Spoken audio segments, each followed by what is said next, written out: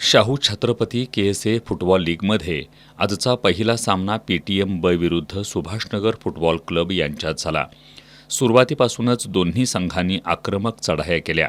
पूर्वार्धात सामन्याच्या 17व्या मिनिटाला सुभाषनगरच्या समर्थ चिले यानं गोल करत संघाला आघाडी मिळवून दिली. या गोलची परतफेड करण्यासाठी पीटीएमकडून प्रयत्न झाले, मात्र त्यांना यश आलं नाही. उत्तरार्धात सुभाषनगरच्या आर्यन पेंढारी यानं 50व्या मिनिटाला गोल करत संघाला 2-0 अशी आघाडी मिळवून दिली. तर पुन्हा पेंढारी यानं 77व्या मिनिटाला वैयक्तिक दुसरा तर संघासाठी तिसरा गोल नोंदवला. अखेरपर्यंत हीच आघाडी कायम राहिल्यानं सुभाषनगर फुटबॉल क्लबनं हा सामना 3-0 गोलनं जिंकलाय.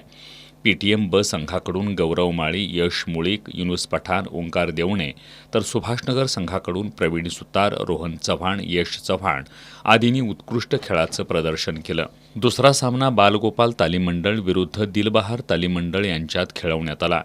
4थ्या मिनिटाला बालगोपालच्या प्रवीण गायकवाडच्या पासवर प्रतीक पोवार यानं गोल नोंदवत संघाला आघाडी मिळवून दिली. यानंतर 14व्या मिनिटाला बालगोपालच्या सुजितच्या पासवर आदित्य शिंदेनं गोल नोंदवत संघाला 2-0 अशी आघाडी मिळवून दिली. तर 33व्या मिनिटाला बालगोपालच्या आदित्य शिंदेच्या पासवर अभिनव साळोखे यानं गोल करत संघाला 3-0 अशी भक्कम आघाडी मिळवून दिली.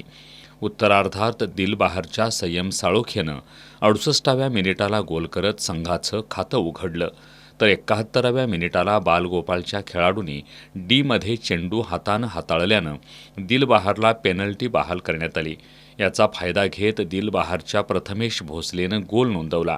दिलबहारकडून गोल बरोबरीसाठी अनेक प्रयत्न करण्यात आले. अखेर हा सामना बालगोपाल तालीम मंडळानं 3-2 गोल फरकानं जिंकला. बालगोपालकडून विश्वजित घोरपडे, विराज पाटील तर दिलबहार तालीम मंडळाकडून गंधर्व घाडगे, सुशांत अतिग्रे, सार्थक मगदूम आदींनी उत्कृष्ट खेळाचं प्रदर्शन केलं.